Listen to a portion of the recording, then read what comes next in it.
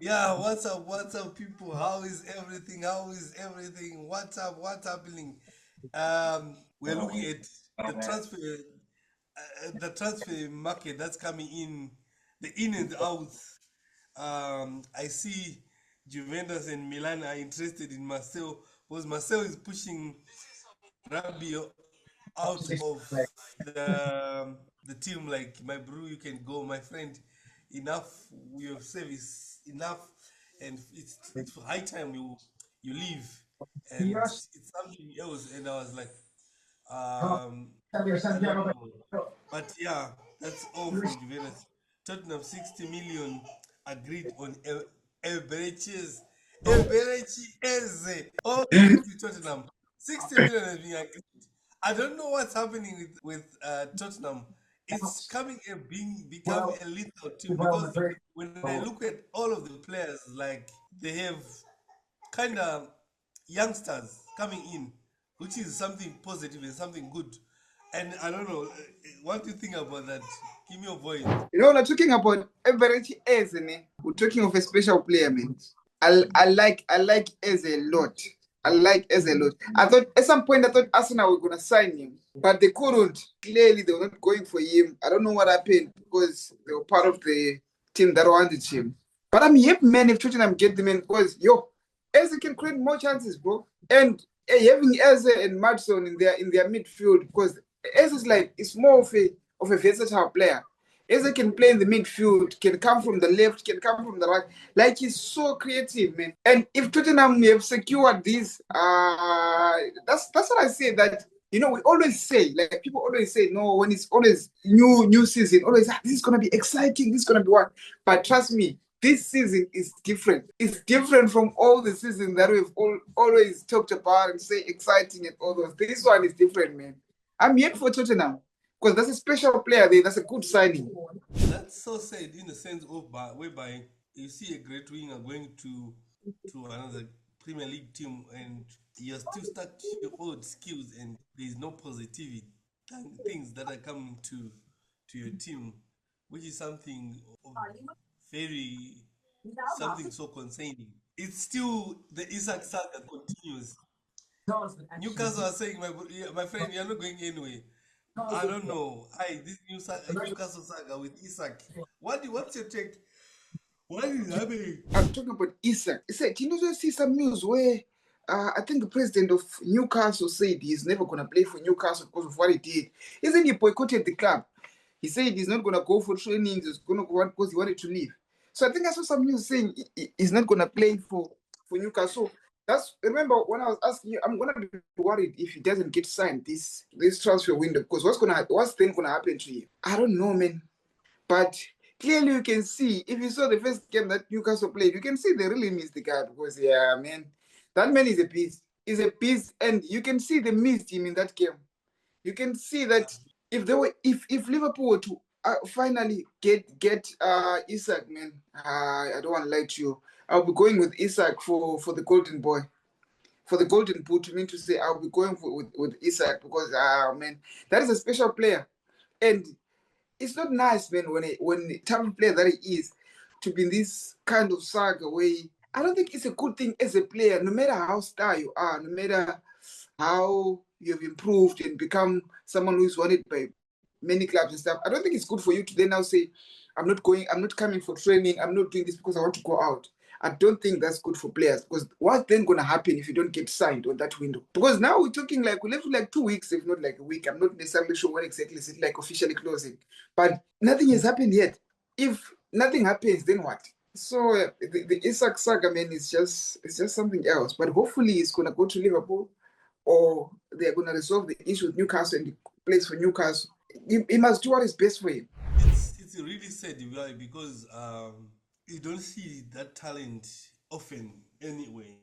In the sense of a player of his caliber, we need them in as much as they do some silly decision or sometimes. But as it stands right now, it's gonna be he's gonna need to pray some big prayers. Why? Because you can't do what he did, because at least you need an assurance from, let's say you need assurance from the coach that is gonna sign you.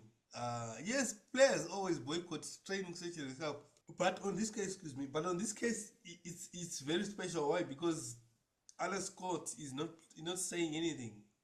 You know what I'm saying? And it's that said, and yeah, let's see what is gonna happen in the last 2 weeks of the window opening. So there's gonna be a lot happening.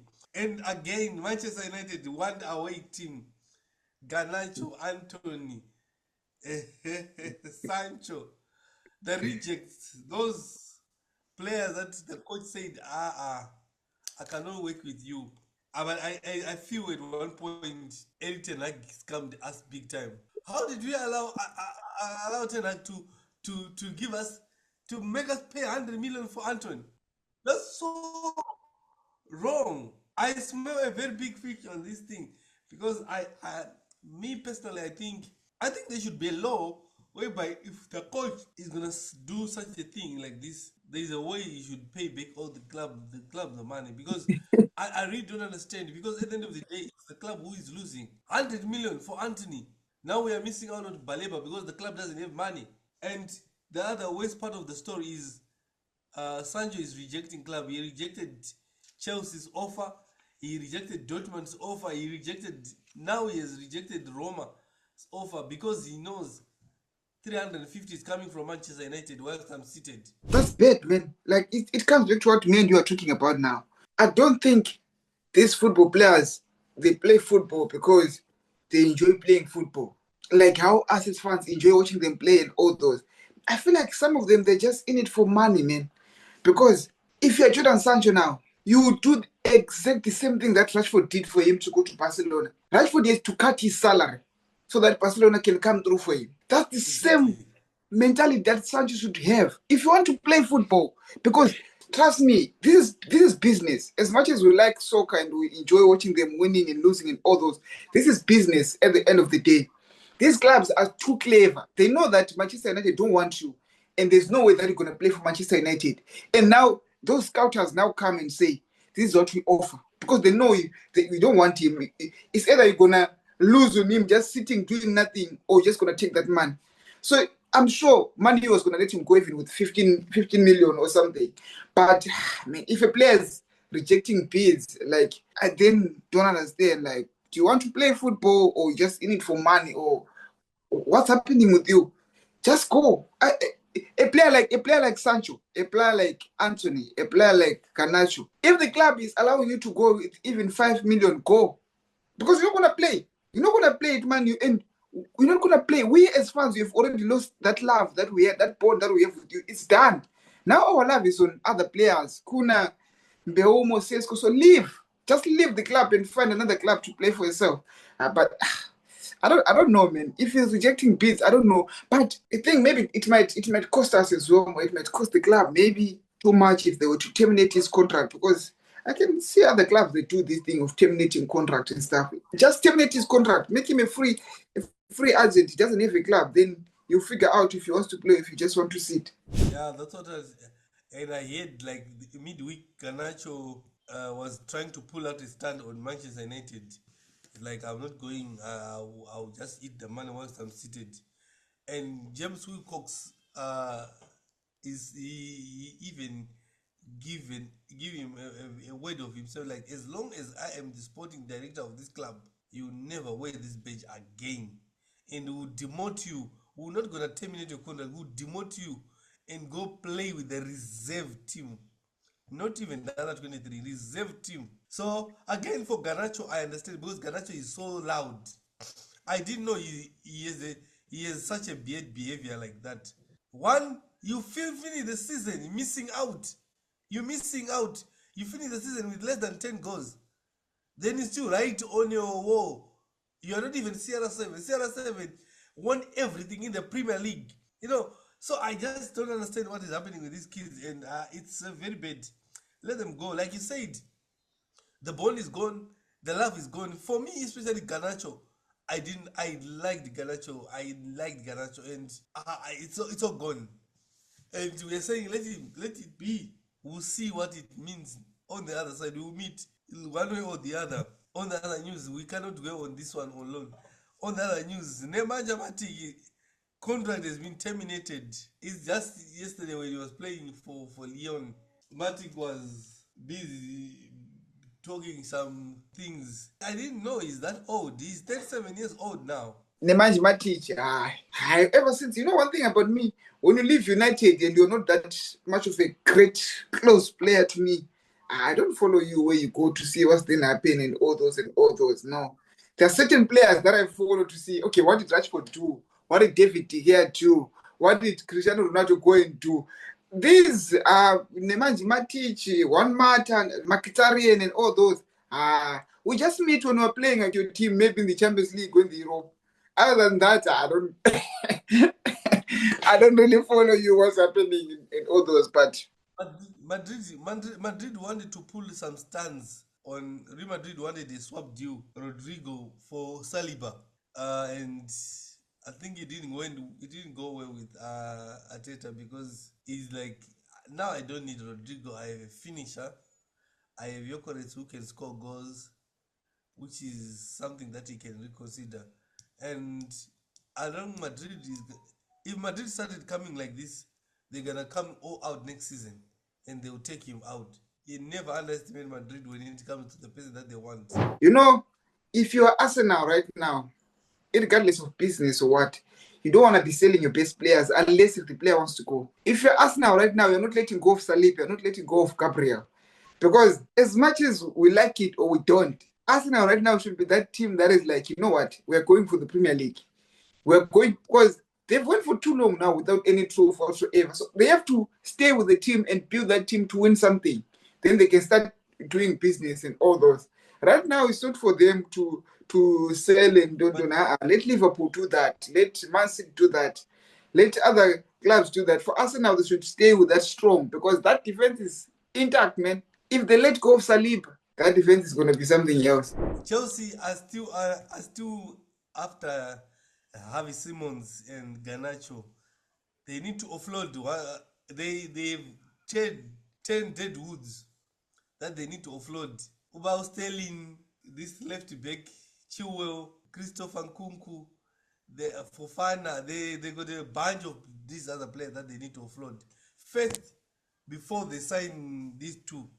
So it's still a very long way to go because ah it's something else.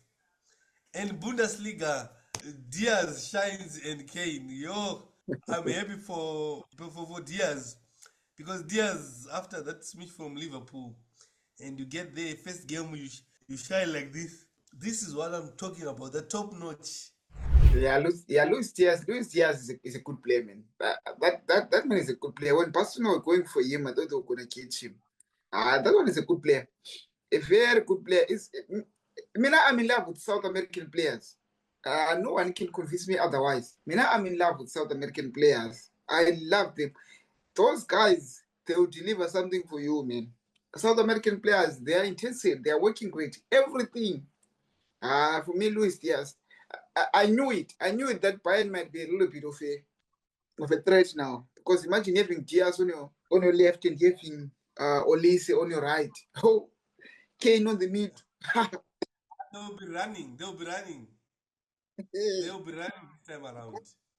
That team is dangerous. That front three, if company manages to manage them correctly or to play them rightly, that front three is dangerous. Luis Diaz, Kane, Olise. That front three on its own, that one is a danger. It's a danger. That's a strong front three. But yes, man, I'm here for Luis Diaz, and at least you should start getting some trophies there. All in all, the window is still very much open, very much ready, and players are gonna come in and out. And clubs are still offloading. So yeah, it is very tricky, and I'm super happy with the business that the club are doing. Yes, man. Transfers are still yet to happen. Let's wait until the transfer window closes and then see who's gonna finally go away. But yeah, with that being said, man, We'll catch up with you guys on the next episode.